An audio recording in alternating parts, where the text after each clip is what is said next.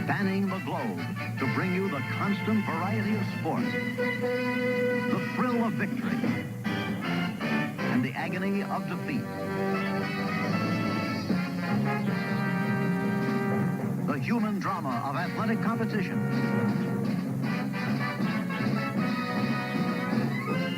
This is ABC's Wide World of Sports. Brought to you by Ford, the better idea people, who invite you to see their exciting new cars and the first new truck for the 80s. By the folks at your Sears Tire and Auto Center, where you can depend on straight talk, good values, and satisfaction. Help keep your car going at Sears. By Budweiser, for all you do, this Bud's for you. And by STP gas treatment and STP oil treatment.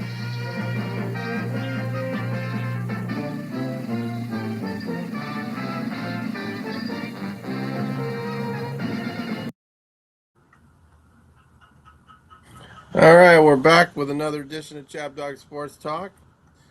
This is the wide world of other sports Super Bowl Epilogue Show, brought to you by Chapner Law, serving Southern California's business and transactional legal needs, as well as estate planning, regulatory affairs, and pre-litigation matters. And also brought to you by Chap Dog Sports Blog for your head of your sports headlines and biting sports commentary. Check that out at chabdog.com, where you can find the copies of the show and some headlines and assorted other things. We got a little bit of an empty house here, but we got two very important people to take you through the next hour. You got me, El Chapdog. I'm the founder and creator of the show, and Brandon Chapper's my name. And we also have Brian Gabby Keller, who I've known a long time and runs the Sports Rock site, a great site for just a mixture of sports and maybe some rock and roll and music. Is that when you started that Facebook page, what were you thinking? Just kind of that you like sports and music and you want to combine them? Yeah, that was kind of the idea there. It was just a strange thing I had to do. Hang on a second here. I got a problem with the sound. Okay, sorry. Sure. Yeah, so, I mean, I love it because that's where my head's at a lot is, rock and roll and sports. I also am kind of addicted to movies and TV, so that tends to play a part in my show, and got a bunch of clips here today to throw in. We're in the kind of vacuum period where there's no more football. Got to make do without Father Football. Well, we do have the NBA All-Star game. Oh, I know. Did you watch the any of the festivities yesterday? I saw a little of the 3-point contest.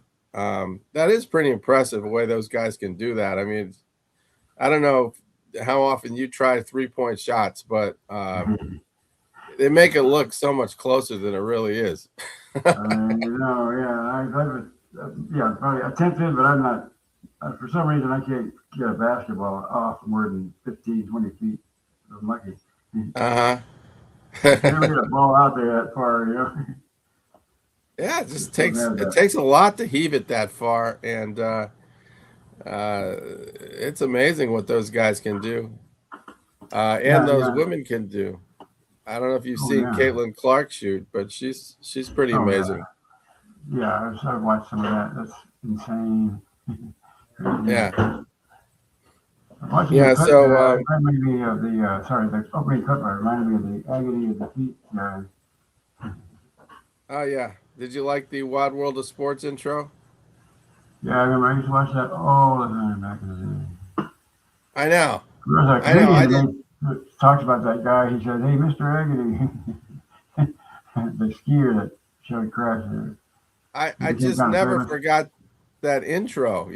The agony of defeat and the skier with his skis going everywhere. Crashing and burning. I mean, it's terrible. Ski jumping is really dangerous, but it is fun to watch when it works. I mean, sometimes it's beautiful. Yeah, well, the skiing in itself is pretty good. You saw what happened to Lizzie Vaughn. Mm-hmm. Yeah. Yep. Let's see. I do have one skiing clip here. Let me see if I can find it. I don't know if I can even find it. I think I can't find it. I may not have uploaded it, but I saw one guy go 630 feet. I think that's the world record is something like 2 football fields. Can you imagine? 300 something. 600 plus feet. Wow. Have you been watching any of the Olympics? Just when I see it comes up on the internet here, you know. Uh-huh. Yeah. I saw that guy that fell.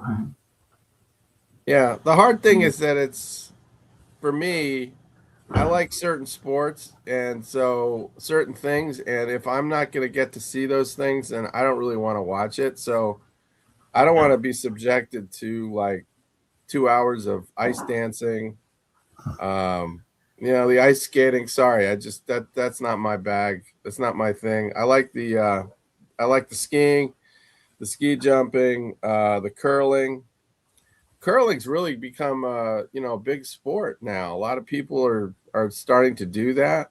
Yeah, that's a really strange one for me, but I get it. Yeah, but it's kind of like the thing that a lot of people feel like they could at least try and maybe do a little bit because it makes sense. It's like shuffleboard on ice, Yeah.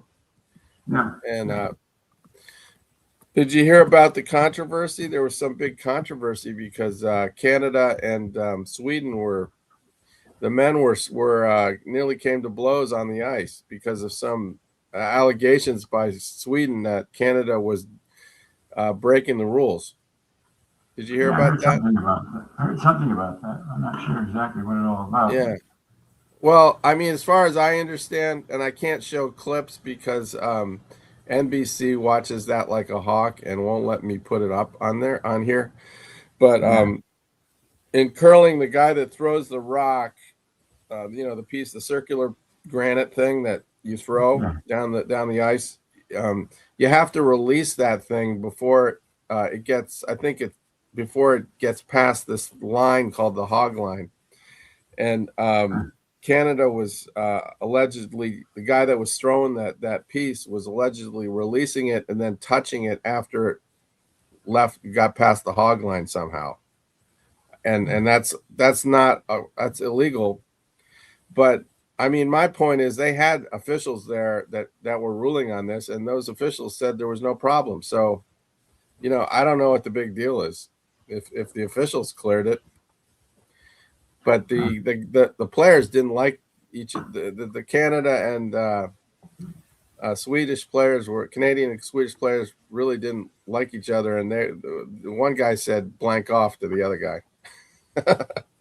Yeah. But the U.S. actually has a pretty good curling. Has had some good curling results. We got a silver medal in the I think it was the mixed pairs, which was quite a big accomplishment. And I kind of think that you're going to see curling clubs springing up here in the United States more and more. Because to me, it's kind of like, it's a little like pickleball. It can be a very social thing, It's indoors. People could play a game. It's kind of like bowling, you could go and play a game and have some food and drink while you're doing it. That's what I like bowling. It's just, it probably is expensive, to put that kind of thing together. You have all the ice being maintained correctly, and you need a certain. What do you think? Would it work would it work in Palm Desert? Yeah, they have a ice ring out there. That's funny because like my granddaughter was going to some hockey lessons, believe it or not, out in I think it was El Segundo. Where all the businesses, those yeah, I know. El Segundo's right near where I live. Yeah. They're like warehouses, and they have a hockey place in there. A big giant freezer, basically.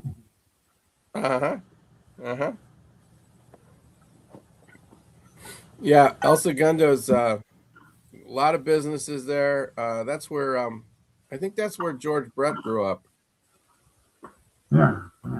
And they got a nice batting cage facilities there for kids to train for their batting. And but anyway, maybe they'll put a curling rink in or two, one or two in Southern California sometime soon here. We'll have to see. Anyway, yeah, that's another sport I like in the Winter Olympics. The bobsleds, I think the bobsled and the skeleton are kind of cool. Those can be fun. We can go into the results of the Olympics so far. As usual, Norway is on top, and then but close behind Norway is Italy in terms of the medal count. Yeah. Which probably isn't surprising. Italy usually does pretty well in the Winter Olympics because of they have a lot of mountains in Italy for the skiers, and it's it's interesting the hometown effect too. There's like wherever the Olympics are held, sometimes I think helps the medal counts. And home field. United States is third. And that's a pretty good showing so far. We're hanging in there within striking distance of the top, and then France is right behind us. Notable country not there is Russia, which usually does well. I noticed that too. I thought, are they even in this thing?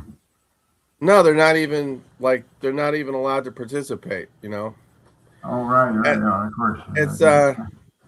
It's kind of, I don't know how you feel about that. I kind of got mixed feelings about that because I feel like the Olympics should really be apolitical. And I mean, for God's sakes, they had Olympics in Nazi Germany. You remember that? 1936, I think. Yeah, 1936 they did. Yeah, and it was just stupid. Like we boycotted that one Summer Olympics, 1980, I think. What's that? Oh, well, yeah, the boycotting in the Olympics, too, that happened. The Russians boycotted us in 84. Mm-hmm. And we boycotted them? We boycotted them in 80, and they boycotted us in 84. Oh. Okay, well, yeah, it's just, you wish that politics wouldn't filter into sports, but it does. And so that's a big... I guess it's going to help the United States in terms of its results not having Russia there. This might have be a surprise. This might be a surprise here. Canada has no gold yet. Really? Yeah, 3 silver, 4 bronze, but no gold. Yeah, that's not a good showing for them. No, not. Yeah. The guy from Brazil won a medal. Oh, yeah? Brazil. Yeah. There can't be too many South American gold medals or medals in the history of the Winter Olympics, right? Yeah, we remember the Jamaican bobsled team. Yes.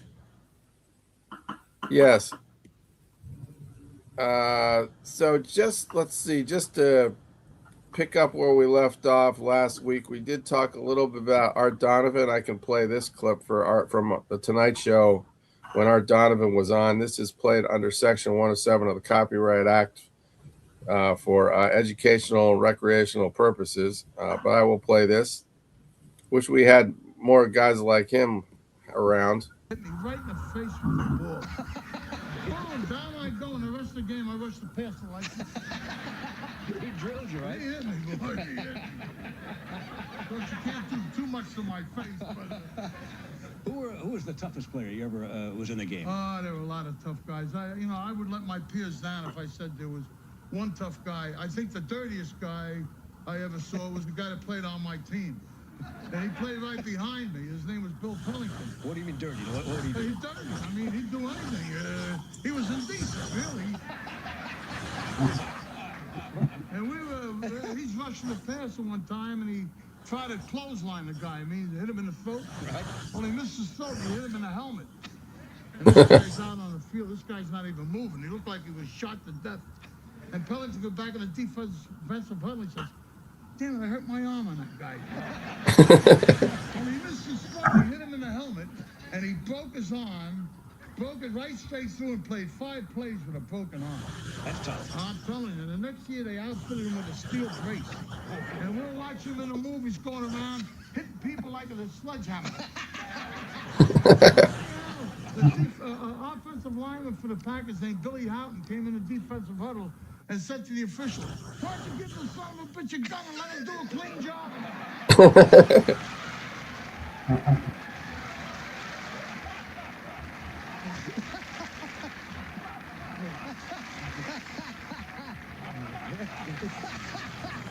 Yes, sir, it's that good old American pastime, folks. That's our Donovan, if anybody didn't remember him. Yeah, I remember him.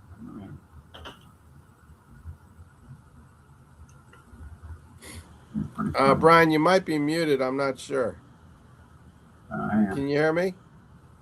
Yeah, I hear you. Okay.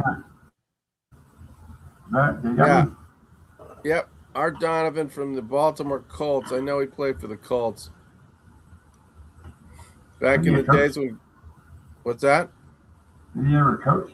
Did he coach? Oh, I don't know. I don't know if he was a coach. He was a character. He was definitely a character. I got let's see, while we're on the topic of football, I got Sonny Jurgensen throwing the ball behind his back. You want to see that?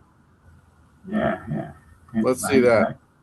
This is the original behind the back pass that Patrick Mahomes, I guess you could say, maybe he perfected it, but Sonny Jurgensen was the first to actually do it. Woo! Jurgensen of the Eagles back. Almost trapped here. And he throws one behind him. Pete Retzlaff got that ball. Goes to the 34. Yes. Sonny Jurgensen. Mahomes kind of does it on a plan. That guy didn't do that plan there. No. Yeah. Like...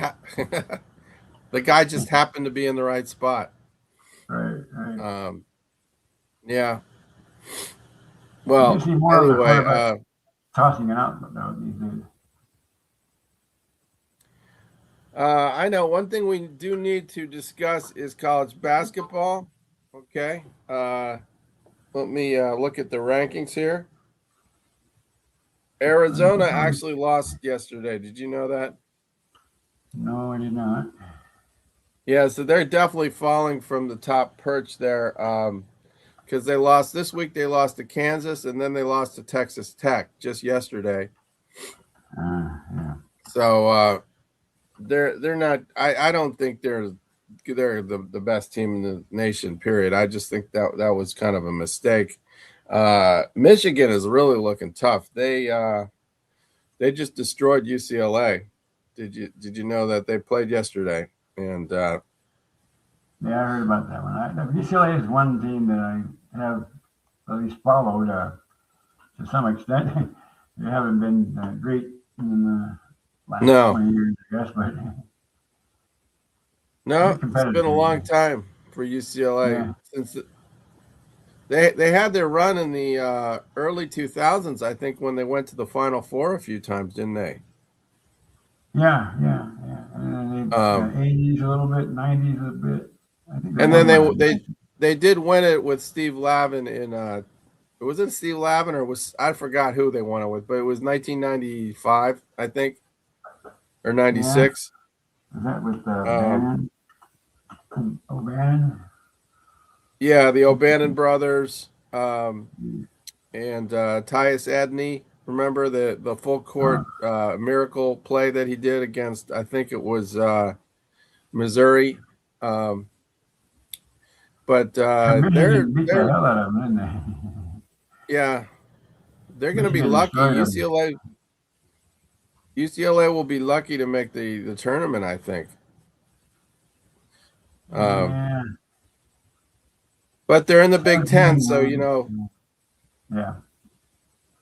That gets them a long way in terms of respect. Houston's number 3.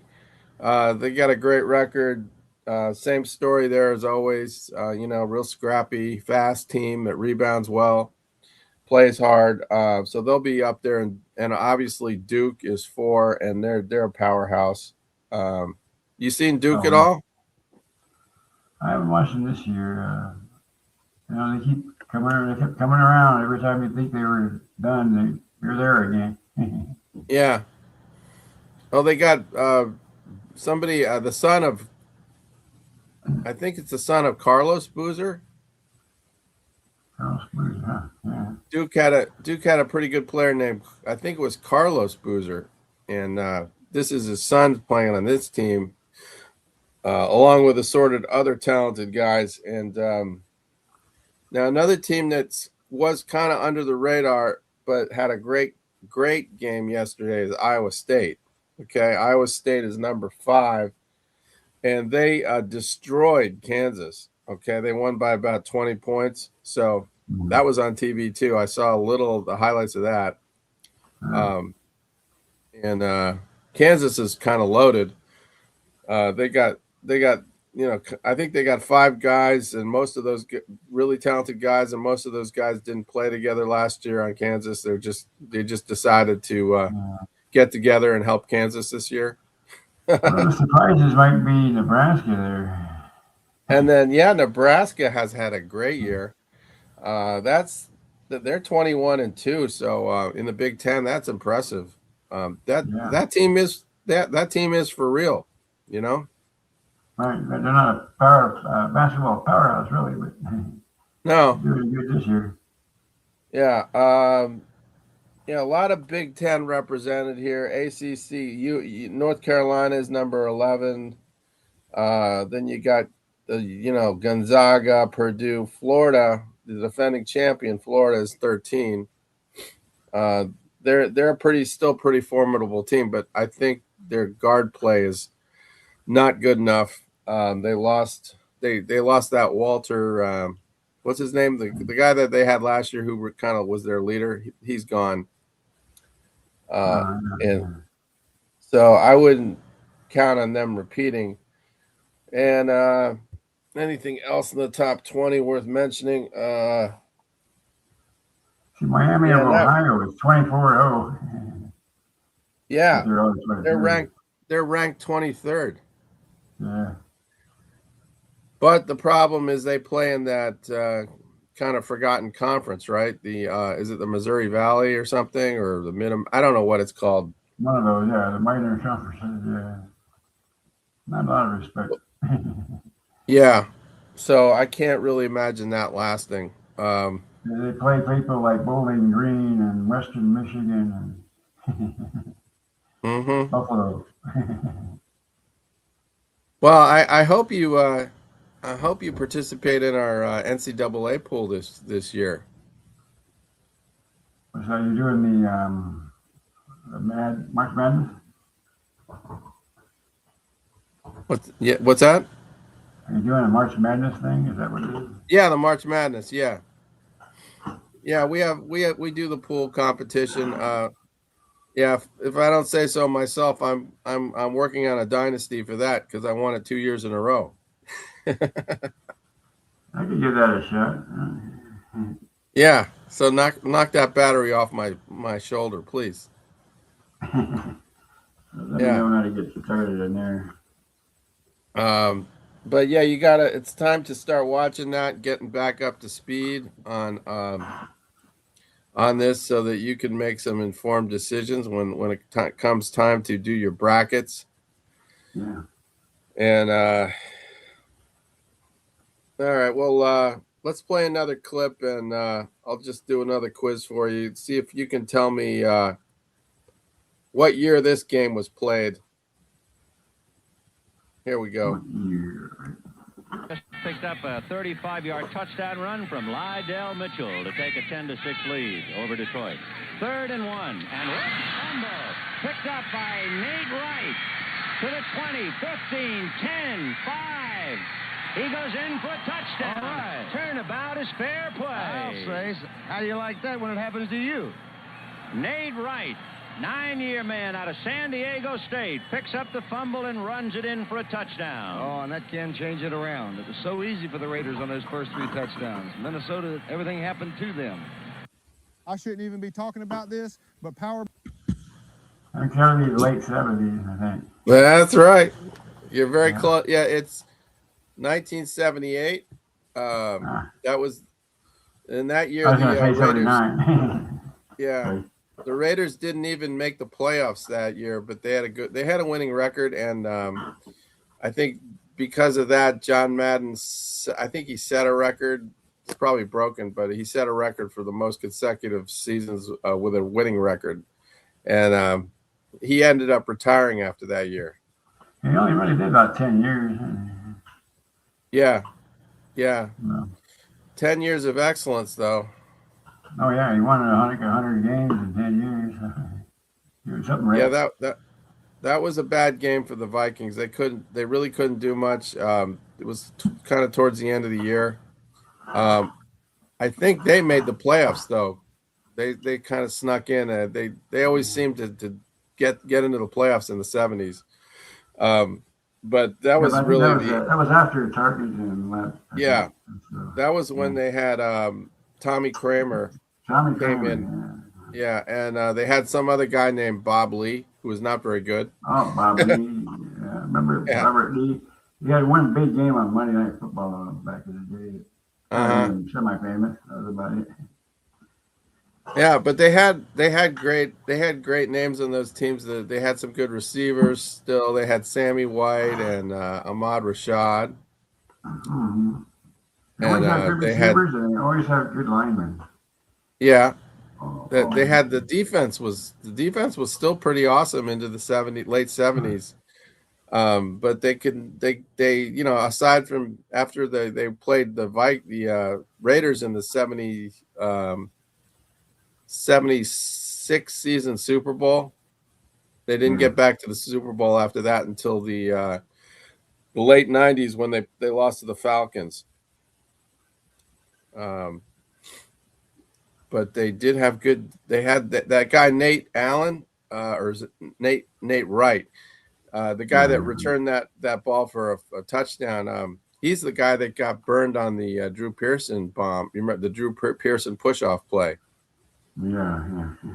And but he was a spark plug. I watched a bunch of games where he actually was blocking punts, and he did a lot of little things to make himself, good player. And the other thing I noticed about that clip was that Vince Scully was doing the play-by-play. Oh, yeah.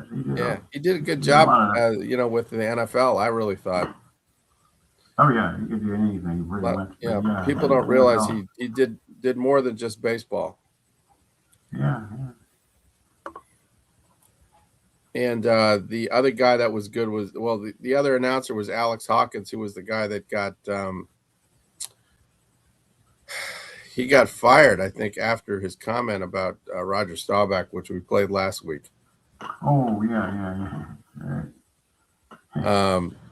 So I guess that was the same season. I was in the playoffs. That comment I guess they made it to the championship game there. I don't know. I hope I don't have my years mixed up. But anyway, he was the announcer that was in that controversy. So well, I have sorry, just to step in there for our audience.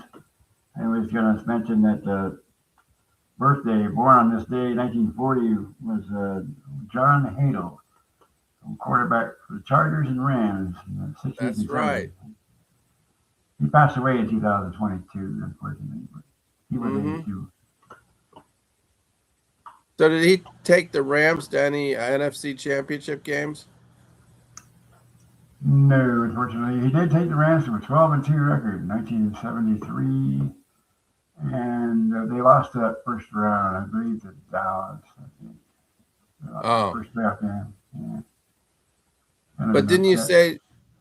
Did you say to me that he did? Did he go to NFC Championship games with somebody else? I never went to the NFC Championship game. He went to the. He went to the AFL, playoffs. American Football League. He took Chargers to 4 championship games. Oh, okay. So won one of them. He did his damage in the AFL. Yeah, AFL. He was big time. Yeah. Mm-hmm. So it's strange. Back in those days, stats are a bit different. When we only had a 67.4 quarterback rating and a 50% completion percentage. But back then, in the 60s, that was good. He had 244 touchdowns. He was like in the top 10 when he retired. Mm-hmm. But he had 266 interceptions. Wow. So he had less than half the number of touchdown passes as compared with interceptions. Is that what you're saying? No, he had 244 of the touchdowns and 266 interceptions. Oh, okay. All right. So he just had more interceptions than touchdowns. Yeah. But even his most productive years, he had a lot of interceptions. But he was winner. Yeah. Yeah. Hey, passing was harder back then to get those numbers for various reasons, but it seems to me one of the big reasons is just the rules were not as strict with defenders in terms of using their hands and pass interference. They weren't protecting the quarterback, that's for sure. Yes, they weren't. Like if the quarterback got tackled hard, that usually wasn't a penalty. No. You got slaughtered anytime. Yeah. So it was a real defensive league for until I guess the early 80s. But it's still a lot of fun to watch, and we could go on and on about how things have changed. Well, let's go to a break. We got something I can play for you. It's not going to be a video. It's more of an audio from the Cheech and Chong record, Sister Mary Elephant. Have you ever heard this? Oh, of course. I grew up with all that stuff. Yeah, I listened to this when I was a kid, and it's pretty funny. It all has to do with substitute teachers. Remember how when you had substitute teachers, there was this like excitement in the class because you knew that they're going to kind of probably lose control of things, and you could kind of people goofed on them and stuff. I did feel bad for the substitute teachers. Yeah, you got to feel bad for them. Well, we had regular. Oh boy! All right, that was our Sister Mary Elephant moment. Back in the 70s, man. You heard the guy did get a job finally, keeping people from hanging out in front of the drugstore.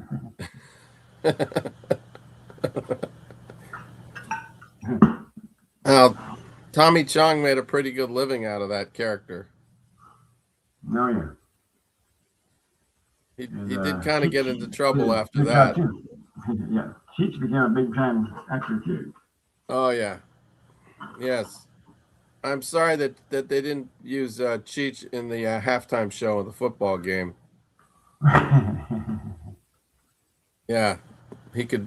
I didn't give you the clip, but there's a funny clip from Up in Smoke where he's dressed up in kind of women's outfit. Alice Bowie. Yeah, exactly. So I guess you were right about the Super Bowl and I was wrong, but I was just, as usual, being a homer, trying for my team.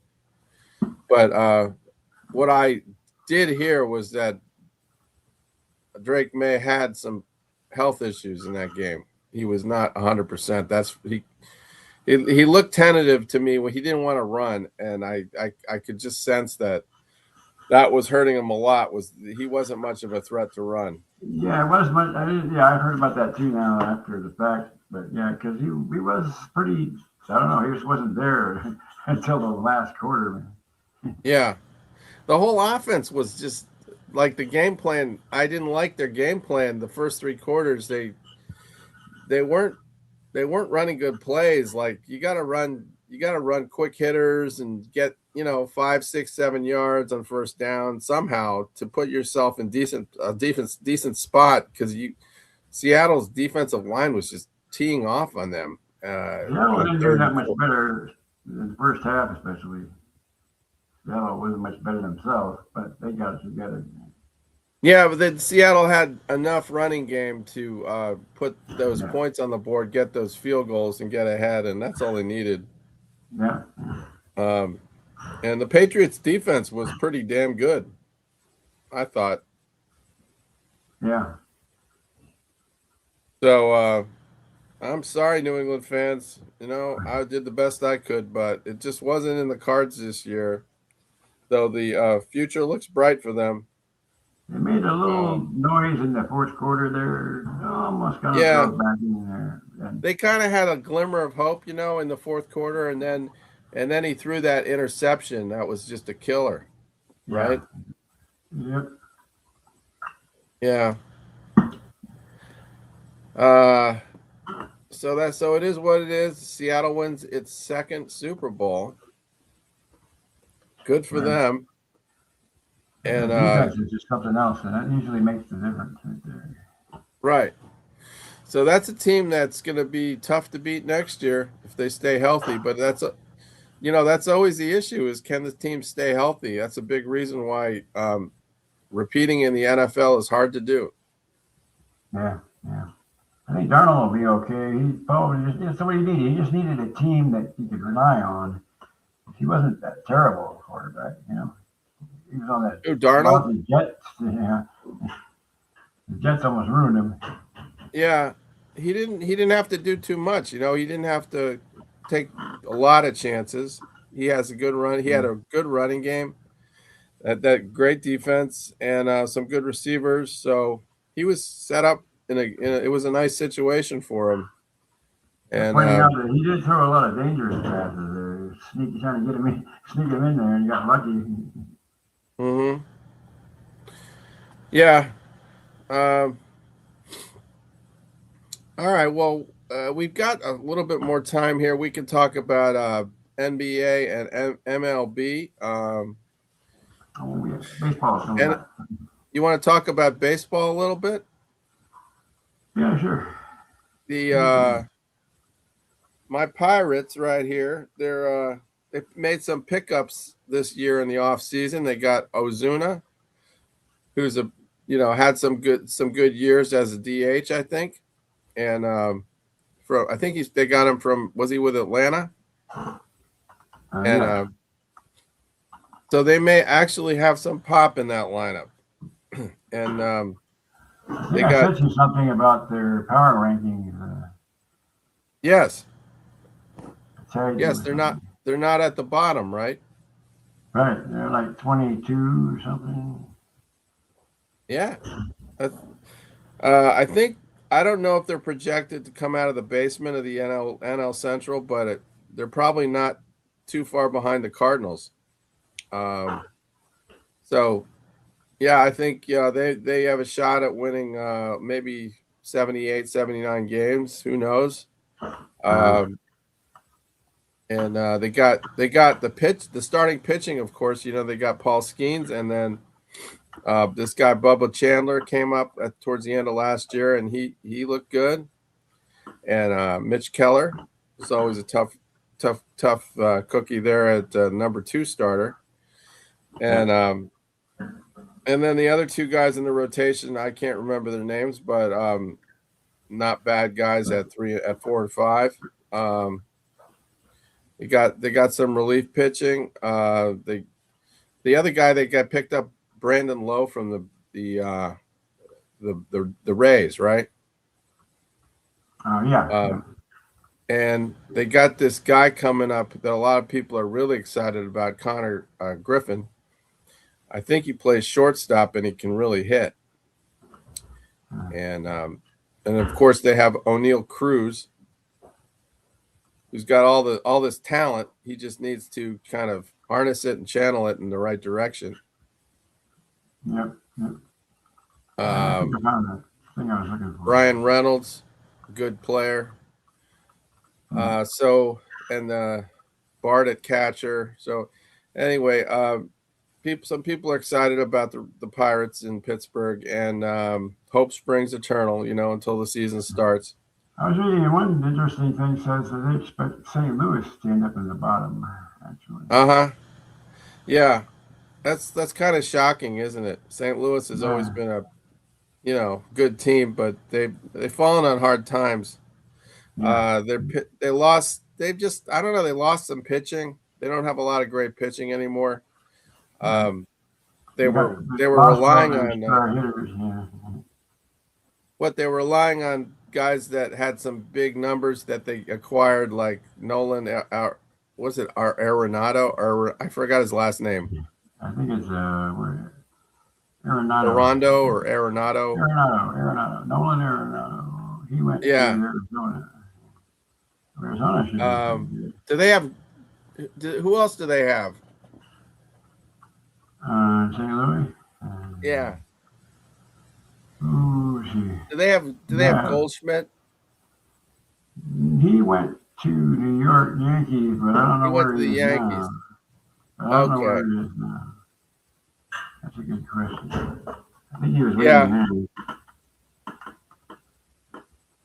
Yeah.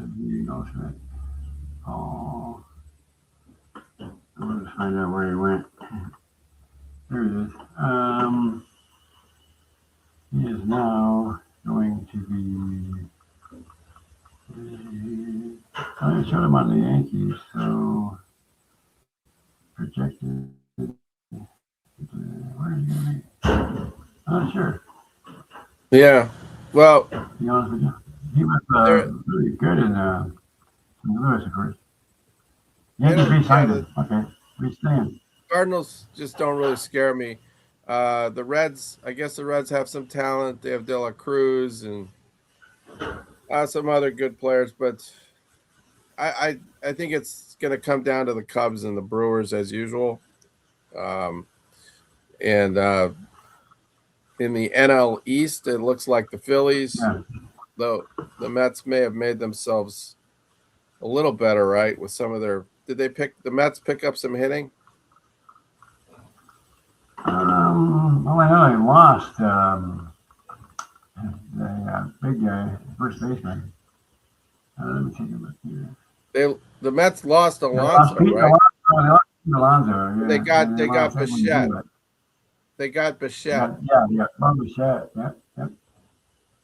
Also got I don't know. Peralta and Jorge Polanco.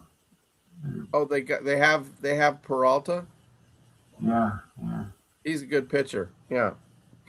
So pitching staff should be their strength again this year. Yeah.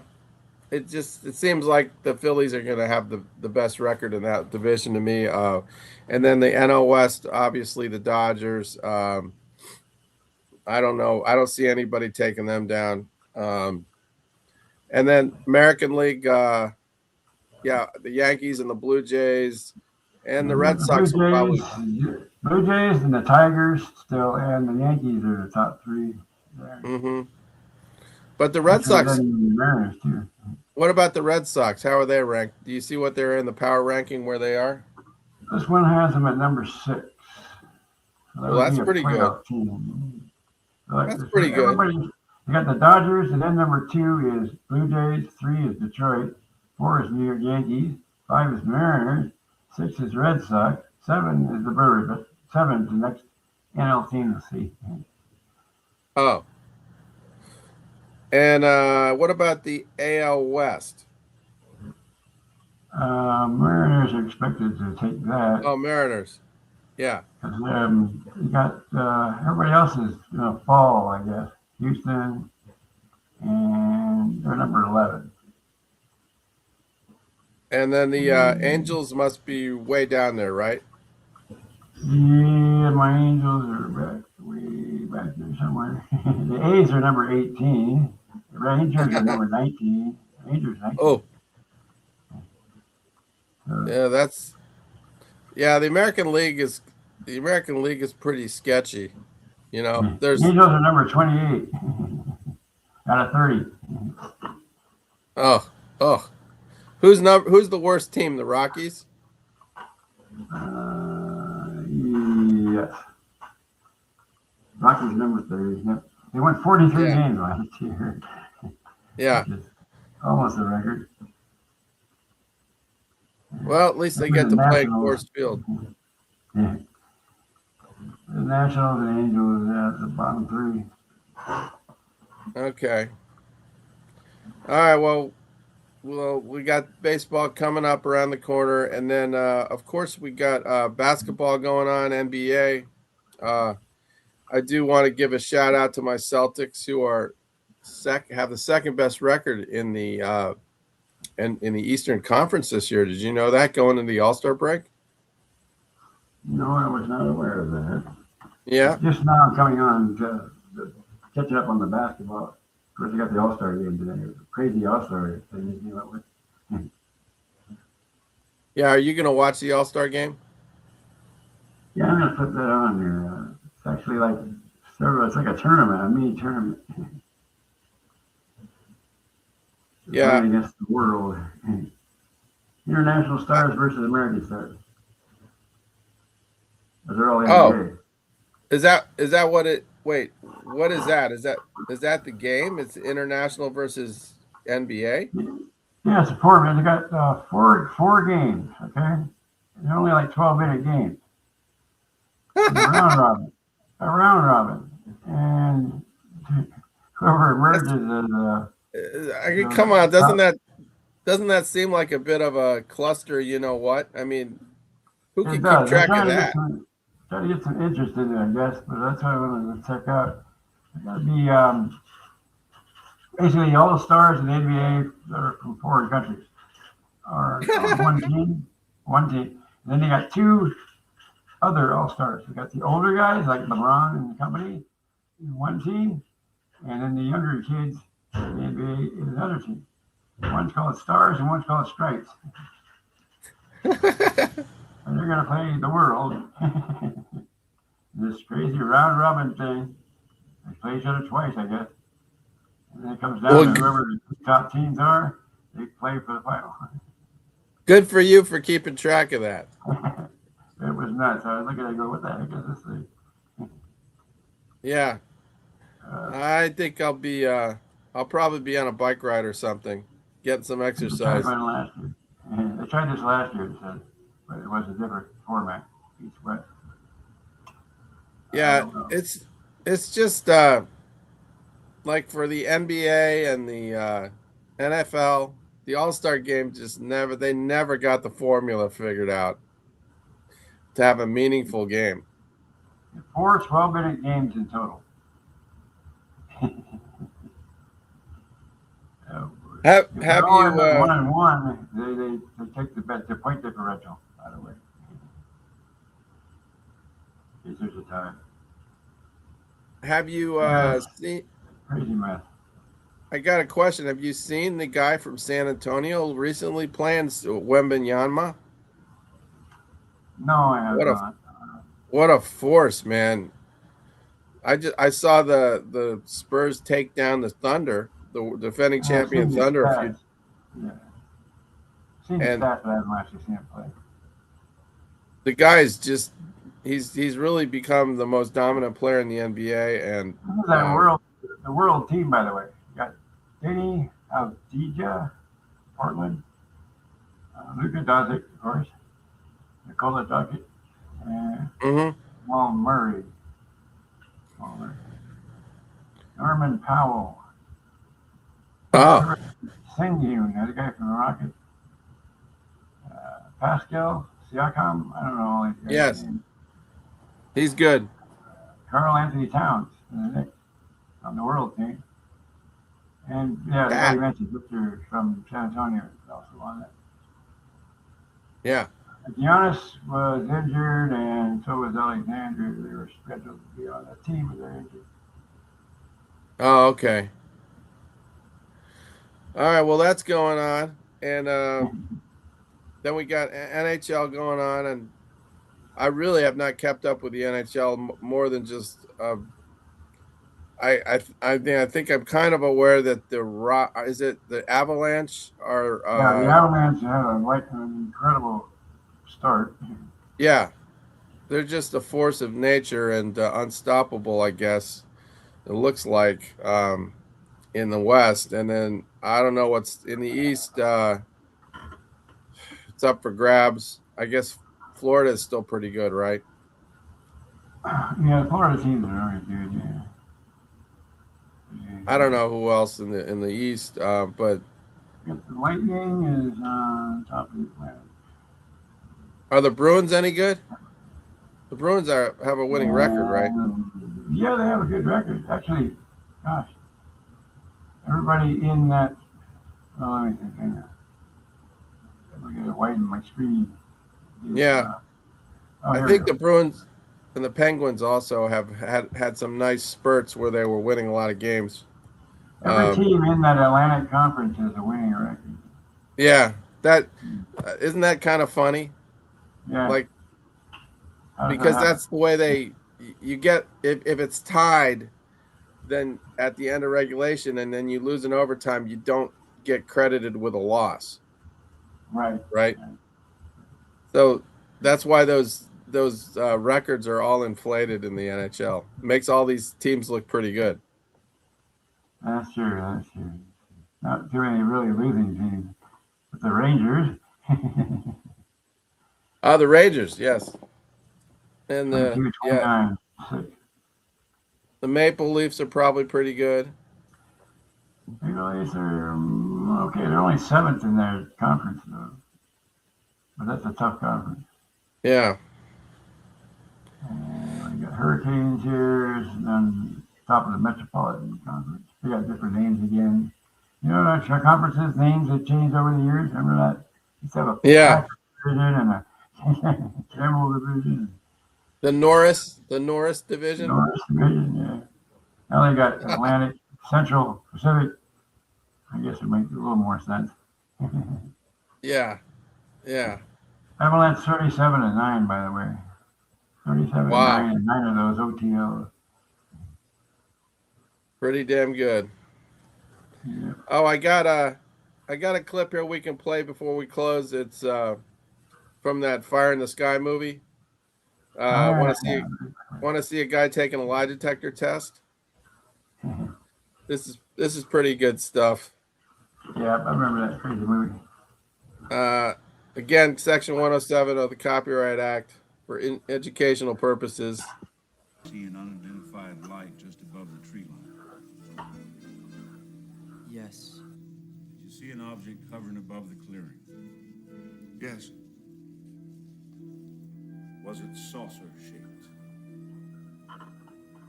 Sort of. I've never seen anything like that.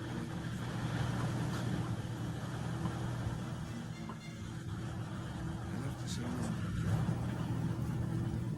Flashback. Did you see Travis Walton approach the officers on foot? Yeah, I did. Did you see a bolt of blue-green light envelop Travis Walton? Yeah, man, I told him. I exploded all around him. Did you believe Travis was killed by the red light? How do I know?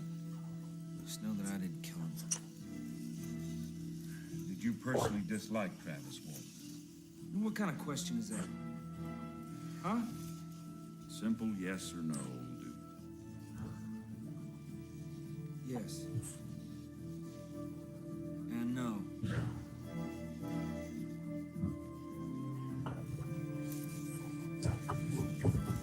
Have you withheld any pertinent information regarding the disappearance of Travis Walton? No. Did you create this incident to get out of your logging home? No.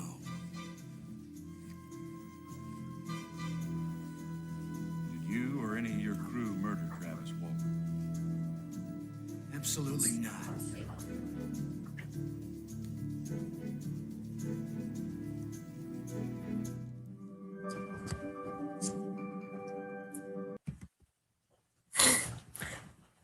Yep, they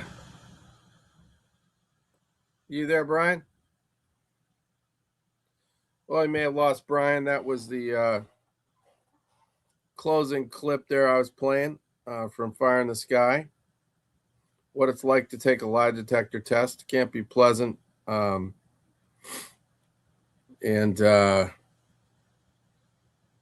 Brian's back. You back, Brian? On button. There you are. That's what it's like to take a lie detector test. Have you ever taken one? No, I never have. No, I can imagine it makes you pretty nervous. Yeah, it can't be too pleasant. I mean, you know, it's like I'm sure that needle measures every fucking thing that's going through your brain. George Costanza can beat it. It's not a lie if you believe it. Well, the background is there were 5 of these guys that saw the alien spaceship abduct their friend, and all of them passed the test except one who was like his chart was unreadable. Apparently, it was just all over the place. And that was the guy that had the personal animosity and the basically had a fight with the guy that disappeared. Yeah. But eventually the guy that disappeared showed back up. He turned back up crazy, is like you can imagine, naked in a phone booth. Yeah. And basically had this story about being abducted, and these other guys swore they saw him being abducted. So what can you do? I guess it happened. And it's very possible, very likely it happened. Yeah, I'm not. I mean, who am I to say that there aren't aliens out there? And we know they're Obama says they are real. You hear that? Oh, is that what Obama he said? They're real. Yeah. All right. Well, I believe Obama. He should know. He was president.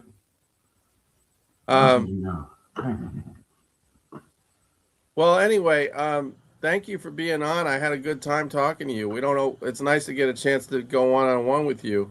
And we are going to finish with some highlights from the Raiders' 1978 season, last season for John Madden, and some good clips. I think we got a Chargers game against the Raiders that I have on there where the officials totally missed the call because the Chargers guy caught the ball, crossed the goal line, but he stepped out of bounds when he crossed the goal line.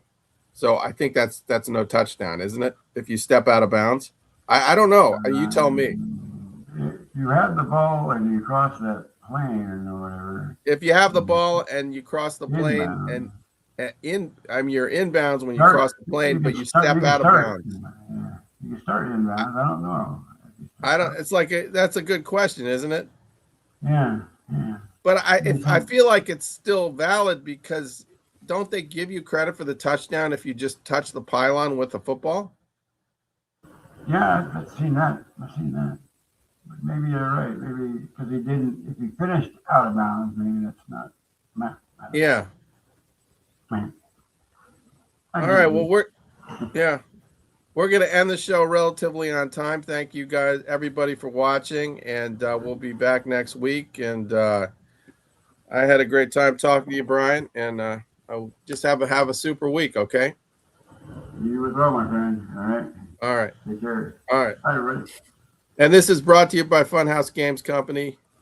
Check out their website. They got some great hats that are going to be ready. I don't know if they're all ready now, but Abe is ramping that operation up, and hopefully he'll tell us more about it next week. Abe, I hope you're back on the show next week. We miss you, okay? And you too, Bo and Dorothy. All right. Have a blessed Sunday, okay, everybody? Yeah. All right. Night, folks. All right.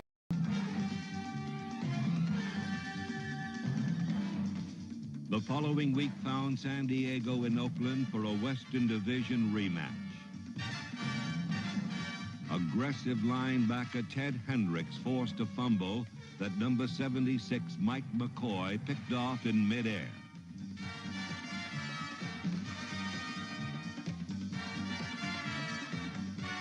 Then, on a fake field goal, Dave Hum's pass to Casper kept the drive going.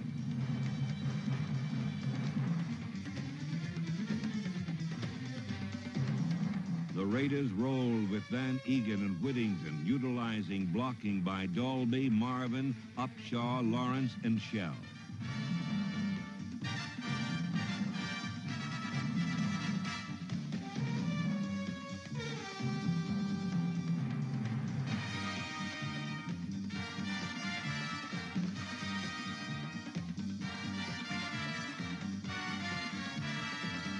But again, a thrilling San Diego-Oakland game would close in controversy.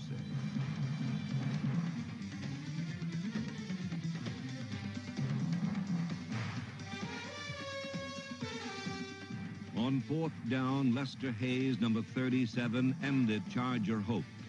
But an official saw it differently than Raider players and John Madden, and San Diego had life.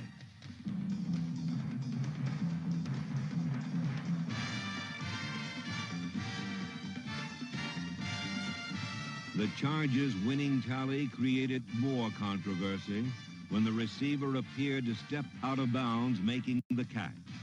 Both 1978 finishes in this series would be long remembered. San Diego 27, Oakland 23.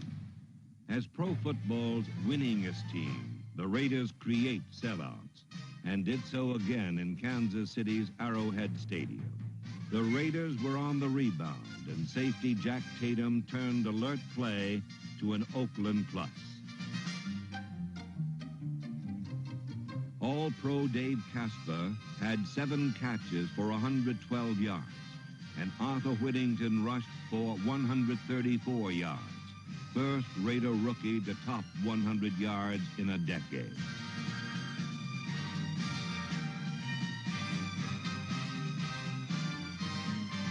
On the final play, Oakland captain Willie Brown and Lester Hayes ensured a 20-10 victory. The Raiders' John Madden became the 13th head coach in NFL history to win 100 league games, and only the second in modern times to achieve this remarkable feat in just 10 seasons.